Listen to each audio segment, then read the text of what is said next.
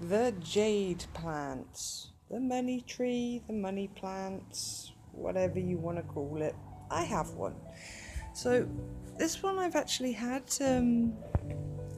again for quite some years. It's something that's gone fairly neglected and unloved, but not entirely neglected, if you know what I mean. So yeah, I've had him for I think 6 years, and he used to sit in a pot by my front door, and it got to be a very big plant. It was extremely leggy, but you can see here with age it's started to thicken up and turn a bit woody, which is what the stems do on these plants. So yeah, I got rid of a lot of it, and I kept this one because it was just ridiculous, and a lot had died off, and this was what was left of the healthy stuff. So I put them in a new pot. I can see here there's a new plant coming through here, and I'll explain how I done that in a little bit. But I've chopped it down, as you can see, here and here, and also here, to make some cuttings, because I actually do want to try and make some bonsais from these. I feel a little bad that I've neglected it, so yeah, I'm going to make up for some lost time and then do something with these guys. So the cool thing about the jade plant is they are very drought resistant. So a little fun fact, I used to go like months at a time without watering it and forgetting about it, and then throwing some water in because it looked a little bit dry. And yeah, that's generally how you look after them, but not so extreme. I think it's advised to give these water like once a month, just to get the soil nice and damp, and you can still feel it's still okay for moisture in there. And once you put your finger in and it feels dry for a couple of centimeters, then you really should give it some water. So, and it likes a lot of light, so I keep mine by a south-facing window, but it gets plenty of sunlight where it is, so it's doing good. It's been in this pot for about a month now, so you can see it's recovered nicely over that month. It's grown leaves. It's not dead. That's the main thing. So I will show you how to get a little baby plant going, and as this blog progresses, then yeah, we'll see how to make these into little bonsai trees or bushes, so whatever you want to do with them. So, cool. So these are very low maintenance plants. You just need to give them a little bit of what they like, and they literally look after themselves. All you have to do is water and a little bit of pruning every now and then.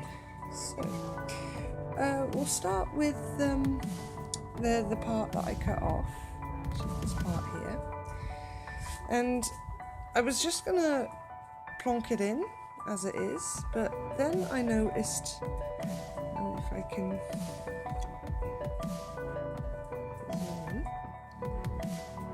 get in focus a little bit. No, come on, there we go. You can see it's starting to actually produce fruits. This one here and this one here. So I think what I'm going to do is I'm going to separate these two and keep this stalk with this leaf cluster here. And I'll get 3 new jade plants from here.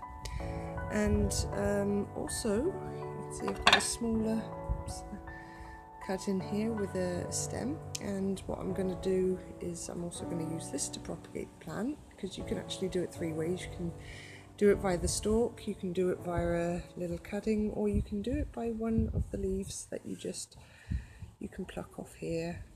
You can see here where I've plucked a couple of leaves off to expose some extra spikes. So. And yeah, you can propagate this plant via all three means. It's a little faster to do it via this way or with the little sprout, but it's possible with the leaves as well. And yeah, you'll see how to do all three. So, first of all, I'm gonna pause the video and then I'm gonna grab my scissors so I can separate this into 3 different plants. So, back in a minute. Okay, so I'm back, and as you can see now, I'm left with this little stalk here, which I'm going to use as one way to propagate jade plant. And I've got this nice little pot here. I'm just going to push him in like that. Make sure he's secure. So you can see here, he's just sat in there like this. And the cool thing about this plant is every time you cut a cluster of leaves off, 2 more sprouts come. So it's kind of like a hydra in that respect. And if you want the stalks to thicken up and look more tree-like, then I heard that it's best to leave as many leaves on as possible. So like I've done here on the mother plant. And the more leaves, the more moisture it stores, and the thicker things become. So, but yeah, it loves to be pruned. It absolutely loves to be pruned because yeah, then it just gets more and more bushy and vibrant and tree-like. So now I've got, you can see here better now if I get it into focus. That yeah, these little thready things here are new roots, so I'm just going to put it in here, but first I need to take off some leaves, so they just come off like this. You can cut them off or you can just pinch them off, it's up to you, but it's not a good idea to bury them because they could rot. So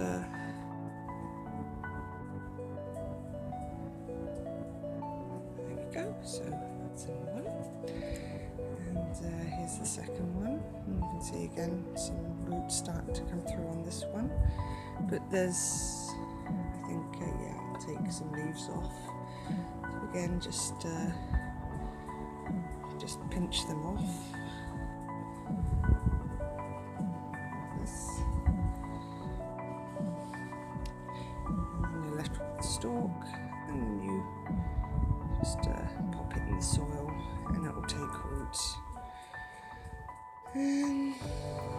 So I've got actually quite a few leaves that I've ended up pruning off.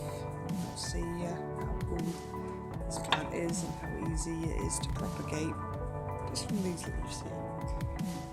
And the last one I have is this little sprout here, so I'm just going to pop it in like that. There we go.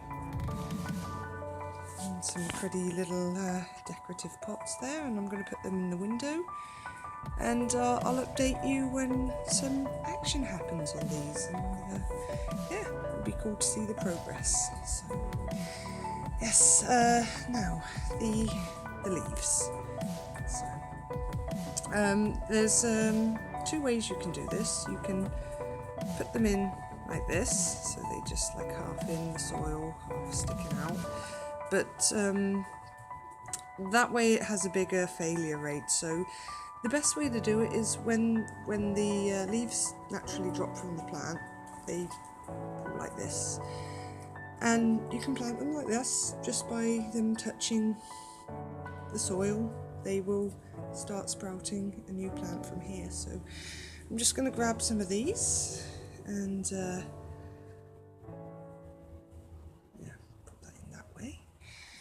and you can grow a couple per pot, so I'm gonna put some in there. And these always make nice gifts to give because, as I said, they're a very undemanding houseplant that anyone can look forward to having. They are fairly low maintenance, unless you really do something wrong, you can't really kill a fat plant. So that's the cool thing about it. Plus, they make some very cool bonsais. So. Okay, so that's my jade plant. I hope you enjoy, and I will see you again for the update and show you how these progress. So see you next time, and thanks for watching.